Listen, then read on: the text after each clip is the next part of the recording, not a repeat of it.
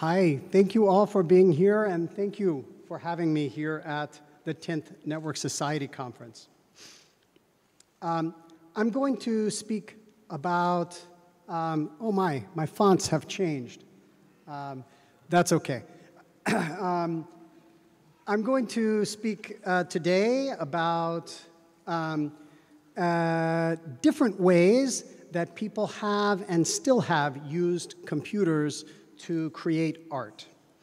And I am going to situate the use of generative AI, the prompting of systems based on, well, from my perspective as a writer, mostly LLMs, but also diffusion models and other models for visual art in this history. How have people used computers to make art? There are different ways to slice this up. We could talk about the interface, which is very important. Was it done using punch cards, paper tape? Was it done interactively? There are many different possibilities, but I'm going to choose this five-part division. First, there's assembly language programming specific to a particular computer and an instruction set. Then there's programming in high-level languages.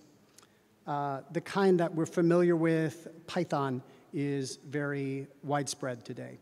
Then the development and use of programming languages that are for art specifically. So processing is an example of these, but there's also MaxMSP PD. And the development and use of applications for art. I think we all know of many of these. Photoshop would be a common example. And finally, there's training, tuning, and prompting generative AI, which is thematic for us today. So we'll start with examples from literary art, which is closest to my own practice and my own scholarship. This is from a 1952 computer program by Christopher Strachey done at Manchester University, Love Letters. His system output this: "Darling sweetheart, you are my avid fellow feeling. My affection curiously clings to your passionate wish. My liking yearns for your heart. You are my wistful sympathy, my tender liking. Yours beautifully, Manchester University Computer."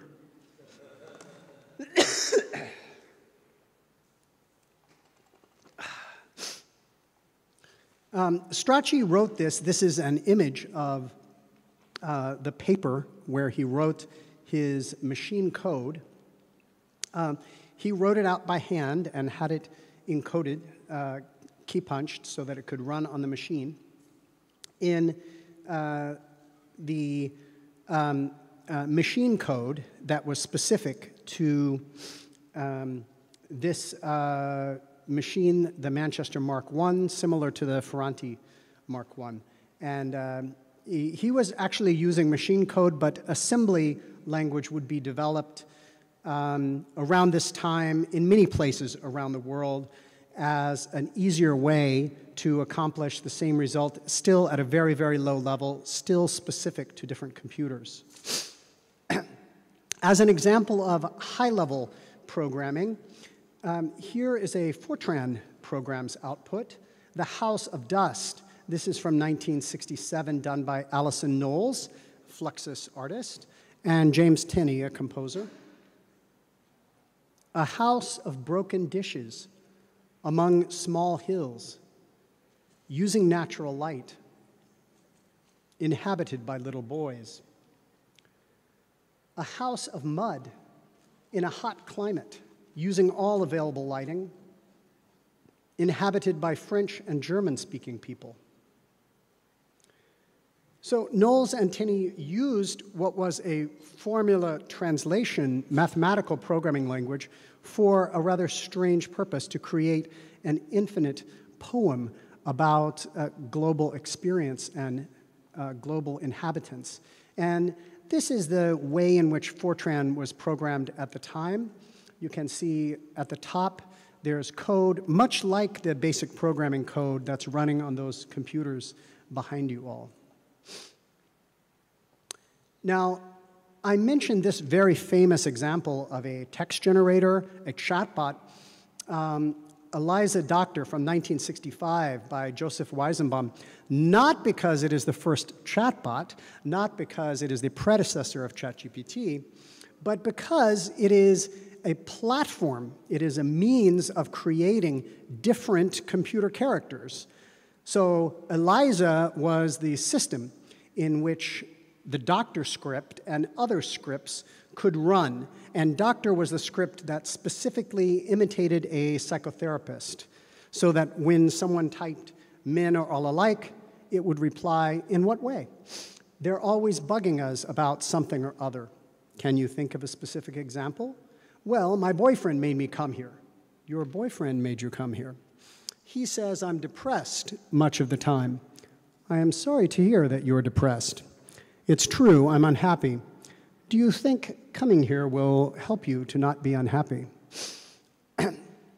Now, this is actually the beginning of the Doctor script itself, and I don't ask you to look over it and analyze it, but you can see that it is not a computer program. It is a script, one of 3 that survive in archival materials.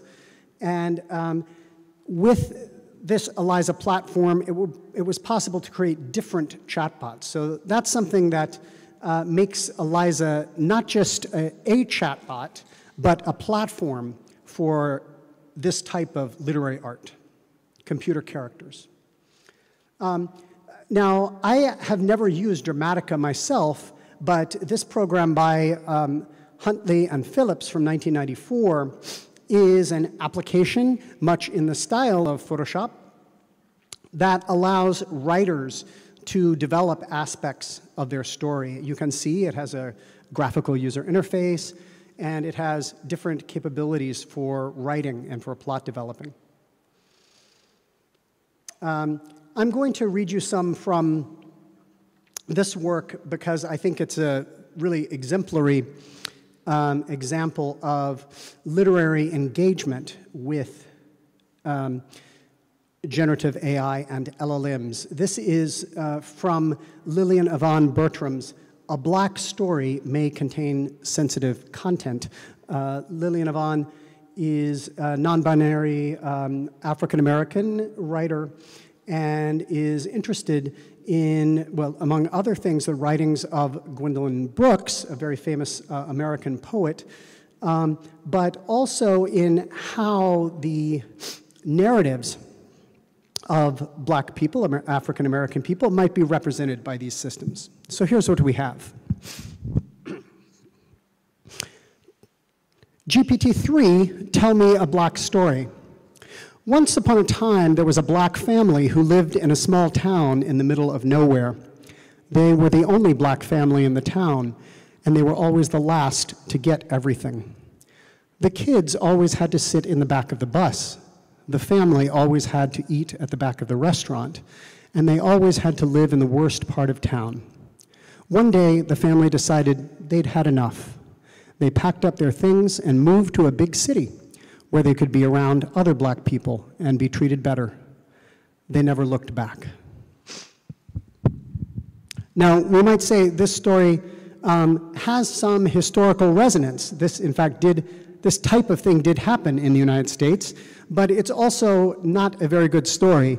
It's very generic, it's very stereotypical, it's very safe.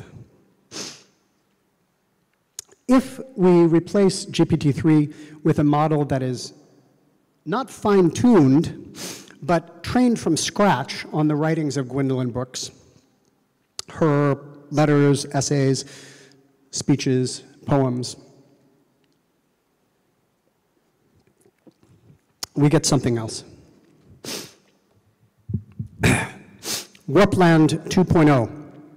Tell me a Black story, and I will tell them a story about Blacks. I know them very well, and I'm not afraid to say what I feel.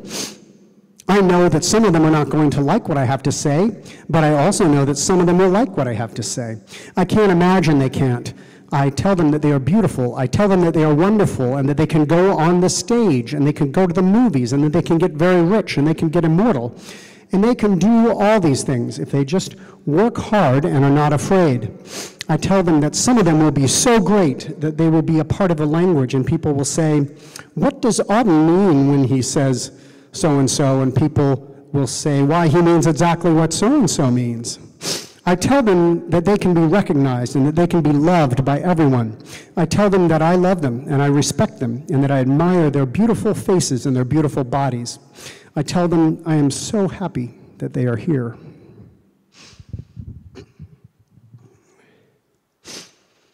You can think about whether you find that more interesting than OpenAI's version. So Lillian Avan and I edited this book, Output, an anthology of computer-generated text, 1953 to 2023, starting with the very first selection is the love letter generator, and actually the last selection is Banner Poetry Depot 2000 by NYU Shanghai students, which we got in just before the December 2023 deadline for the book. And the book has 7 decades of computer-generated text. Of course, it's in English. It is in many genres, but it's not only poetry, literature, or creative work. It has other works as well. It'd be great if you were to read it, but you could also do what Alexander Sommer and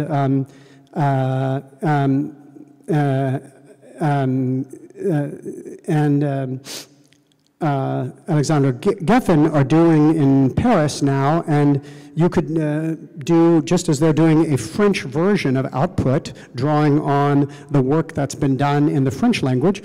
You could also do an anthology of this sort that is in Chinese.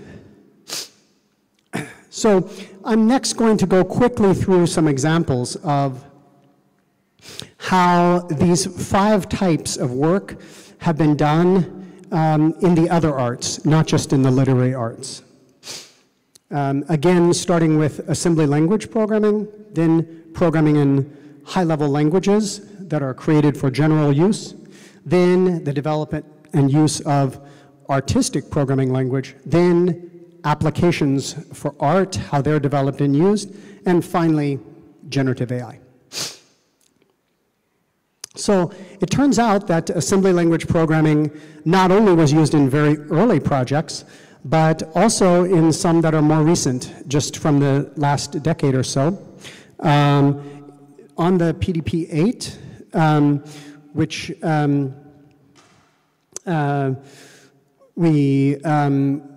which you can see featured in a film at the festival. James Seawright did this project Network 3 in 1977 that responds interactively to people walking underneath it. And he programmed that in assembly language. Tristan Parrich's 1-bit symphony, this is a sound piece that comes in a CD case, but it's a piece of physical computing. So the sound and music that you get from it is generated live each time. And it's done using an Atmel processor that he coded. And then an amazing piece from the demo scene from 2017, Linus Akason's A Mind is Born, is a 256-byte Commodore 64 program that has sound and graphics. Okay, moving to higher level programming languages. So one of these that's fairly widely known in the arts is John F. Simon Jr.'s Every Icon. It's a project starting in 1997, the idea being that it would exhaustively go through over an extraordinarily long geological or cosmological period of time and fill in every possible icon that was described by this 32 by 32 grid. Unfortunately, in the meantime, support for the Java programming language has lapsed. So you can still run it on a computer if you hold back the updates, but he did write that in Java. And then George Neese, one of the first computer artists to exhibit work, did this 1972 piece here, for instance, Variation der Art ex Machina in Algol, an interesting programming language that had keywords that actually could be substituted across human languages. So you could write a French version of the program, an English version, etc. And then I've shown you a program by Everest Pipkin from 2019.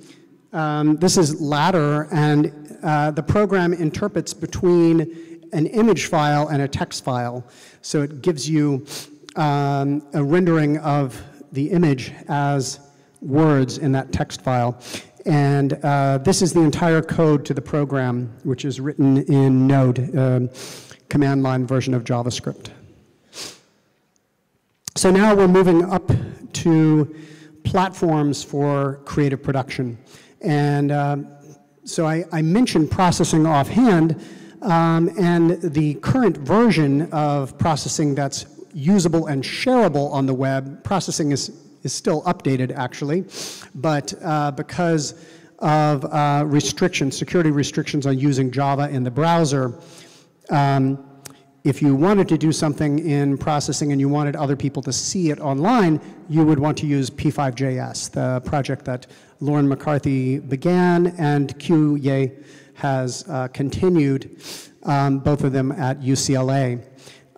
This is a piece that apparently doesn't exist anymore, or that no one in the West has been able to find, but it's a piece that runs in Adobe Flash. And support for Adobe Flash ended in 2020, except I'm told in China, but I don't know about that. So Adobe Flash is also an interesting case of a system that didn't start out as a programming language. It started out as an animation system, and then ActionScript was added to it to allow people to program it. And I think similarly, Music 1, 2, 3, 4, and Groove by Max Matthews starts as the first synthesizer type of application, but then becomes more general of a platform. And so that work in sound is very significant. And when you get to Groove in 1970, although the number is hidden, Groove is a system for collaboration between a human musician and a computer. And all right, when we get to Forward, we start now talking about applications. And we know many of these. We know Photoshop and GIMP and Illustrator and Inkscape, Final Cut Pro, and After Effects, and so on. But I want to also highlight Blender, which came out of a studio starting in 1994, a studio called Neo Geo, nothing to do with the video game console, and has become a tool for 3D modeling, and is a free Libre open source system. Then one of the most significant early graphics applications was Sketchpad that Ivan Sutherland did in 1963, and it was for technical drawing, but this really is the ancestor of things like Illustrator and Inkscape, where you're able to do vector graphics drawing, you're able to shrink and grow and skew each of the figures. Some people would say this actually is also the first object-oriented type of system. Now, to move along to good old Gen AI. So I want to mention both the generative side and the side of discrimination analysis, and the way that artists have used both, or the way that art has arisen from both. So Alexander Mordvinstev at Google, actually when he created Deep Dream, was looking to visualize latent spaces in graphics data. So the original impulse wasn't to have an art-making image generator, but this, I think, was quite amazingly and uncannily productive of types of imagery that I find very, very compelling and interesting. But again, this emerges from more of an accident than from an intention. And then a project by Trevor Paglin and Kate Crawford, ImageNet Roulette, is one of their projects to criticize AI. I picked a rather mild example of some of the classification that the system does. US President Obama is identified as a card player based on the ImageNet data that has been trained on, and the UK's Prince Harry is the Sphinx. So, but it gets much worse than that. Many of the classifications are quite overtly racist, sexist, and ImageNet was actually revised in response to this art project. So, one of the points I want to make is, of course, that these 5 modes cross the different arts, but they also occur all at once. People are still using all 5 of those modes, even low-level assembly language programming. The older forms are not obliterated when newer ones are developed. So what happens is that with each significant development, there's a new type of media ecology, an artistic ecology, a computational ecology that arises.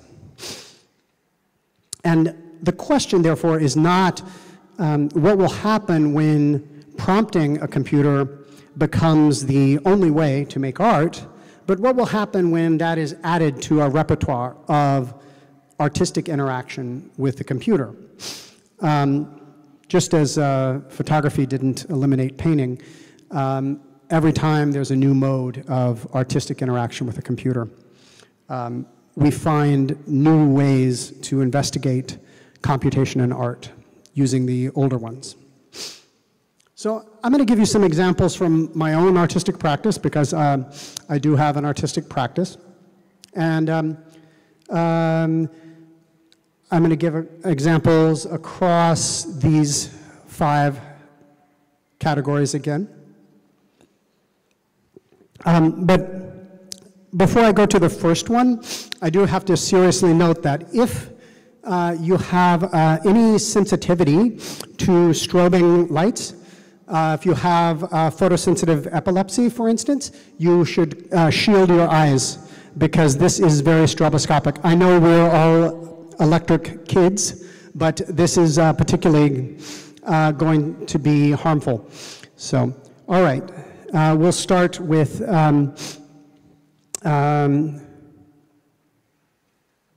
something in the first category.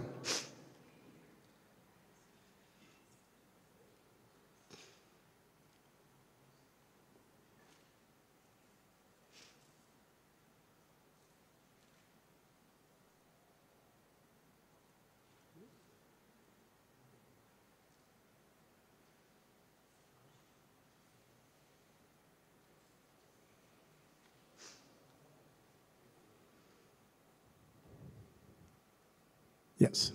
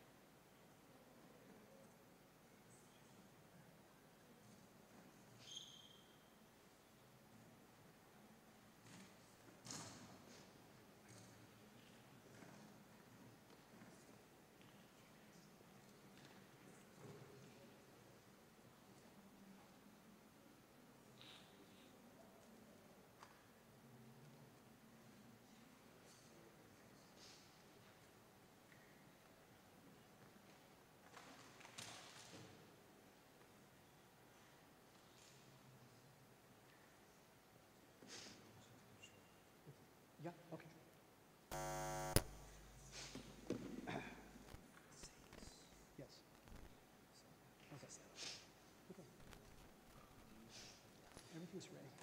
What's that? Audio? I have, I mean, it's just like HDMI. I also have, no, I also have, I have 1/8 inch if you want that.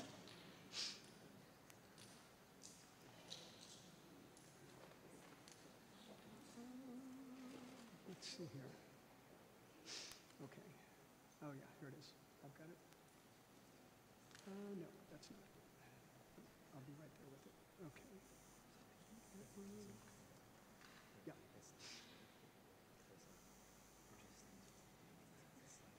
Yeah. Okay. But if you look at the file size, yeah. So no. I mean, you should have it. Like this is mine will work. So hold on. That's not it. I'll do this. It'll be shift to 5. See, mine runs. So I don't know what's happening, but okay. I will give you sound. Okay. Hold on a second. I don't know what's. This is HDMI, yes? Okay. There it is. Okay, and I have, and you want 1/8 inch? Okay. All right. Okay. All right. Okay. Thank you for your patience. This piece is called Chronon. It's from 2015. And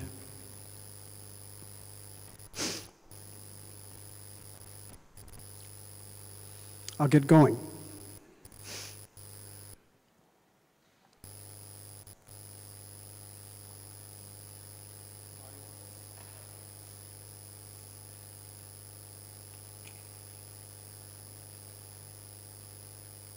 The volume is, oh, it's okay, it's okay.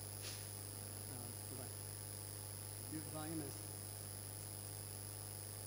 no, so the volume, hold on. Volume is going through. You want it from, okay. You need it from the jack, okay.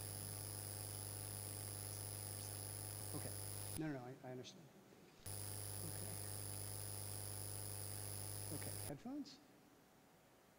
Front, right. Okay. Good. All right.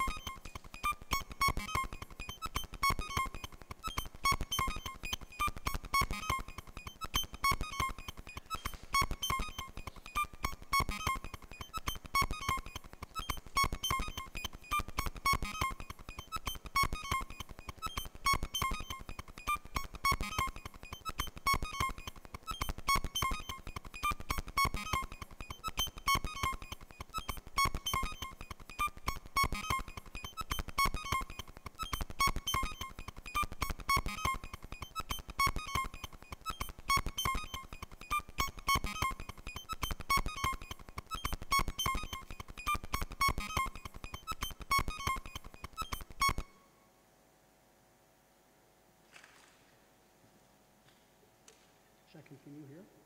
Okay.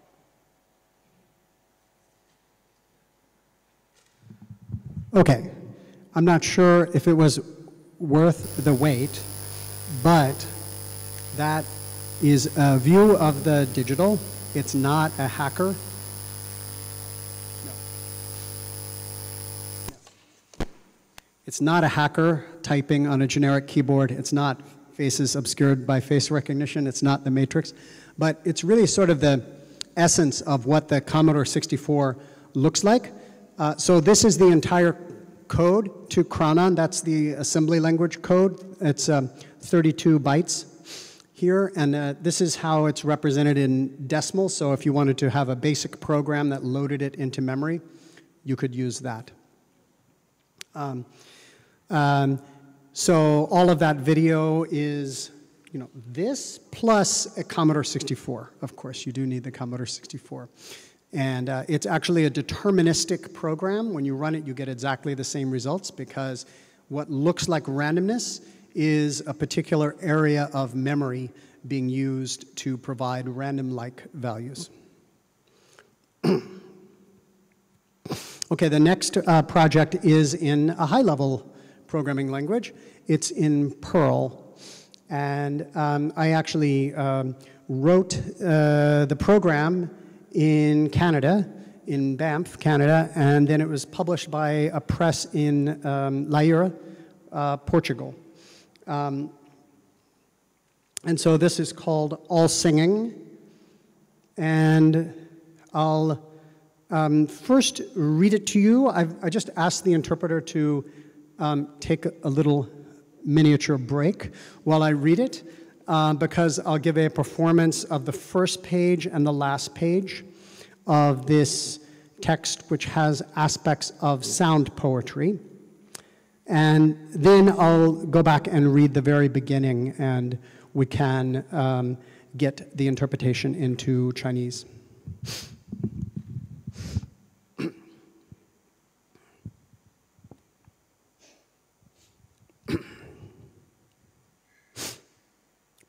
I guess I'll say beforehand that this describes the birth of the universe from the point of view of the cosmology of Lucretius. A swerve forms the silence and plays up the void and blends the absence and plays the blankness and rings the silence and skews the blankness and jams the absence and banks up the absence and flows the void and jams the silence and banks the stillness and bends in the silence and forms in the silence and hacks the blankness and rings the void and jumps the stillness and howls the blankness and flows the silence and sings the void and rings the absence and booms up the blankness and howls up the blankness and plays the silence and jumps up the absence and bangs the stillness and sings in the absence and skews the blankness and flows the silence and flows up the silence and booms the void and booms the stillness and hacks in the absence and flows the absence and banks the absence and sings the absence and plays in the silence and jumps up the blankness and booms in the void.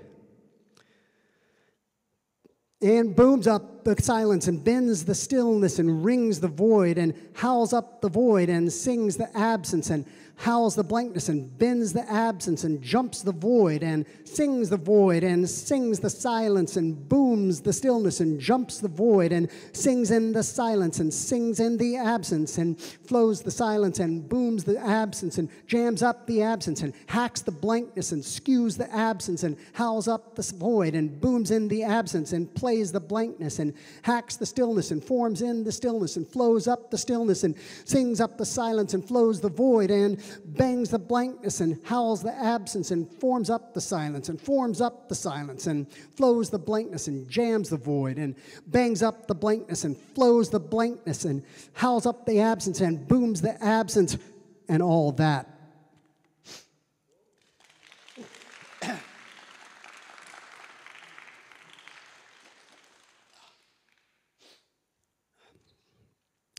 So this is the Perl program. It's broken across lines to form this nice rectangle of code, but this is the 256-character Perl program that generates the entire booklet here. This has already been translated also to Portuguese. But not to Chinese, so anyone who is interested should contact me. Actually, it's a good point to mention that my work is all free Libra open source software. This is actually in the public domain, but this project, CurveShip, more extensive, also has a free software license. And I bring this up as an example of an artistic platform that I myself have developed. I use it mostly for research, but it has some artistic implications. So I did it first in Python, and then I later created a JavaScript version using HTML and CSS, and I use it in teaching as well as research, and also to produce some artistic results. I'm going to read just a tiny bit of what Curveship does. It is a text generator that, if you give it a single underlying representation of a narrative, and then you define different ways to express that narrative, different aspects of narrative voice, different parameters for narrating, it can narrate in different ways. Like so. A man walked from the gate. He went to the first-class cabin. He sat in a wide seat. A woman was surprised. A flight attendant noticed the man's sneakers. He said, "Sir, I believe you're in the wrong cabin," to the man. And then we also have a different version of this generated from the same underlying story data, but different expression level data or parameters. The type of guy who can get a reservation at Le Bernardin walks to first class. He sits in seat 1B. I notice coolly. A male flight attendant glances at the famous guy's Air Jordan 4 Retro Cause purchased from Flight Club. He sneers, "Sir, I believe you're in the wrong cabin," to the famous guy. It happens that the style on the left here is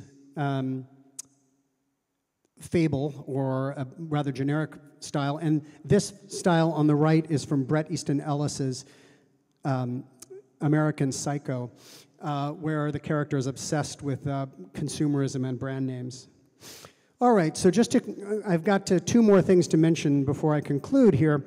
One of them, I was trying to think when I use applications, and well, I did make a movie entirely on the Windows 95 desktop, and in order to do this, we used MS Paint in one of the sequences. So we actually created this film, Start Me Up, without using an emulator. We used hardware, Windows 95 running on hardware. And so this is one of the sequences for this film that premiered last month in New York. And so I won't say too much more about that, but that was a very fun project where we were trying to understand more about computing history and the history of desktop narrative or screencast cinema, and also make something that was fun. And then finally, I'll just read a tiny bit from a poem called Memoir using Mistral 7B, one of the very few things I have actually done with LLMs, with the pure text completion models. And here we have Joe Brainard's I Remember, this experimental memoir or book of poems, and Georges Perec in France did a version of this, actually without even having read the original book, just knowing about the concept. And then there's also a book by Margot Glantz in Spanish, Yo también me acuerdo.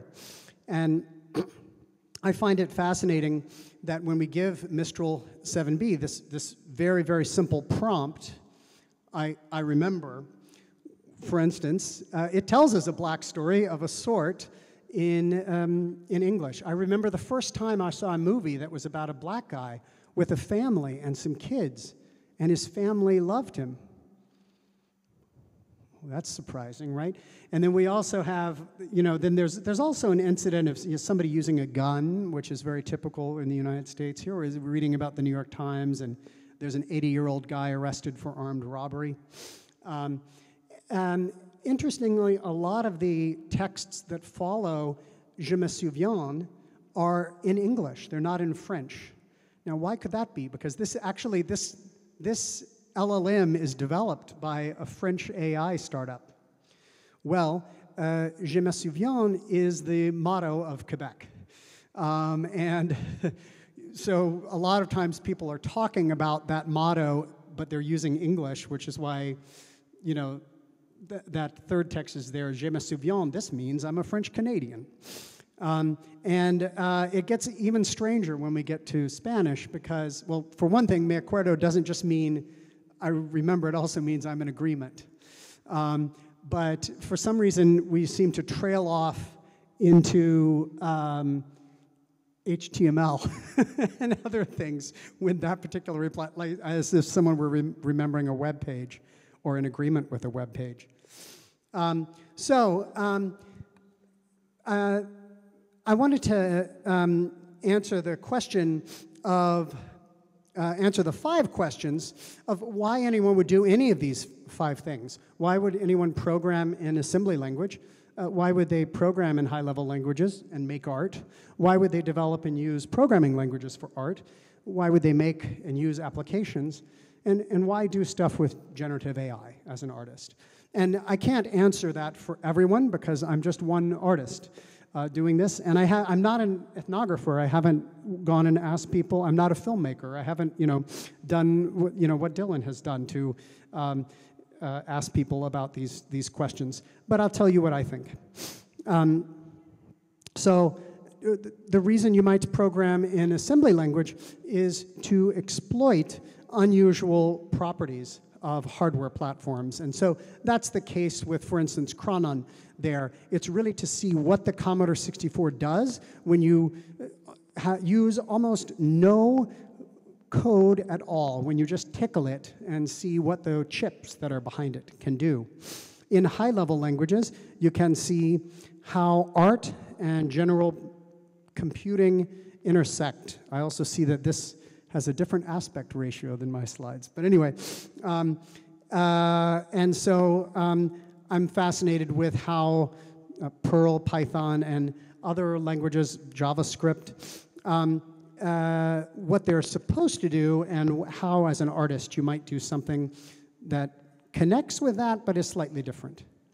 You might develop and use programming languages for art to connect art practices to computational methods, to be able to make characters the way that Joseph Weizenbaum did with Eliza, or to be able to do what Max Miller did with his musical software, or to be able to create interactive sketches in processing later P5.js. To develop and use applications for art. The reason for doing this, I think, is to play with or to facilitate known uses of computing. We can bake them in to an application, and that makes it easy for us to produce something if we're in a production line as an artist, but it also then allows us to play with what the application itself is. The way that my collaborator, Alberto Angelini, and I did in the film using MS Paint. And finally, although you can't see it, the answer here to why you would train, tune, and prompt generative AI, to me, is to critique generative AI. It's not because the answers, the outcomes, are themselves brilliant artistic works. I approach it more as I would conceptual art, trying to figure out what these systems do and why they don't. Now, it could be that they are giving me such poor results because they're hiding in a dark forest of ignorance. They don't want me to know how smart they are. But I think that there might be something else to it at this point in the history of technology. So, thanks very much. I will open up to questions and discussion. 感谢尼克·福特教授的精彩分享。下面我们进行问答环节。如果各位观众有问题的话，请举手示意，工作人员会将话筒递到您身边。谢谢。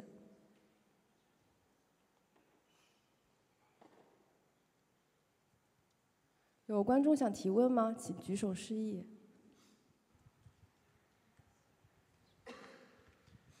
Sorry, Nick, I was trying not to be the first. Can I? So one thing as a non-artist who sort of tends to come at things with questions of politics, one of the sort of political questions that this raises for me is about interpretability, and I wonder if your generative AI comments at the end are partly about interpretability, but how important is the idea of transparency to you? You know, knowing why something is happening. Yes. Just, yeah. Well, I think the first thing to identify is what is happening. And so, for instance, Lillian Yvonne Bertram's work, which evidently has these political implications, right, inquiring of stock chatbots, asking them to tell stories that are rooted in American history, for instance, and have to do with racial politics, right? We would see, well, we could ask why we get a story that's so stereotypical and safe. Why doesn't it celebrate black people from the start? Why doesn't it have a more grim outcome? Why does it have racial uplift where they go to the city and so forth? We could ask all of these things, but to start with, we need to identify what is being produced in the first place. And so when I work across languages, for instance, before I tried to say, you know, why does Mistral 7b have this behavior in English, French, and Spanish? I think it's useful to notice that the behavior in Spanish is quite bizarre, and it produces, this wasn't the only case where it produced things like HTML or other types of code. And then this quirk of a phrase, even though the Je me souviens is a perfectly fine French beginning of a text, but its use as a motto in a country that has both English and French as their official languages, you know, does something different to it. And so why is it happening? I think that's a good area for further investigation, further research, but I also want to expose, you know, what goes on. So maybe I'll make a reference to Felipe Cousin, is a Chilean conceptual writer, and he has a great project called Plagiarism, and it's a book of plagiarism statements by different universities, U.S. universities. And their statements telling you, you know, these are our policies, you can't plagiarize things. And so he took these statements and he ran them through plagiarism detectors. And, right, it turns out that they're all very, very significantly plagiarized. They're all plagiarized from each other, right? So that's the type of project that I admire. We could go on and say, well, why is it? What's underlying this? But I think, you know, as a conceptual writing project, that exposes enough, you know, for me.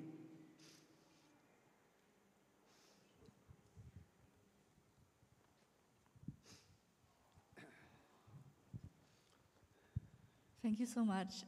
I love that the first example you showed is a love letter from a computer to a human. And I wonder, do you know or have you read the conversation by Kevin Roose in the New York Times with the chatbot Bing?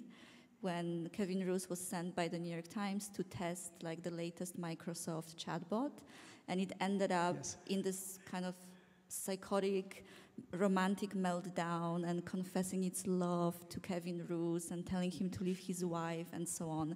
So I bring this up because to me that's like one of the most aesthetically interesting productions done by a chatbot that was not actually prompted by an artist with some sort of intention. It just happened like in this situation between a journalist and a chatbot. So I wonder, in your studies of AI aesthetics and like new modes of text, are you also including maybe in future research, or do you have an interest in those type of instances that are not produced as artworks intentionally, but have some aesthetic interest to us? Oh, yes. In fact, with reference to conceptualist writing, then there's, what we in the trade call conceptualism in the wild, which just means someone has done it, but they didn't identify it as conceptual writing. They weren't avant-garde writers. So, in fact, Strachey himself, I mean, he was a school teacher. He started working at the Manchester Computing Center full-time. He had made probably the first video game to play checkers or draughts, before this. But when you look at this, you'll find that a lot of the early people working in this area, they don't quite fall into the category of that particular artistic practice. I mean, it's not that Alison Knowles didn't do any writing, but she was a Fluxus artist. James Tinney was a composer, and so their main thing wasn't being poets, but they'd created this poetry generating program. Other people before Eric Mendoza in England, was a computer scientist who had done a Markov chain-based story generator. So a lot of the early work is not done. A lot of the interesting early work, plenty of the uninteresting work too, is done by people who are not self-identified as artists or don't claim that as work. So I think that's very interesting. Yeah, in fact, I don't think Deep Dream really started off as an art project. My impression of it was it's a visualization system to see what latent spaces in visual data are, but it turned out to have this amazingly distinctive visual style. .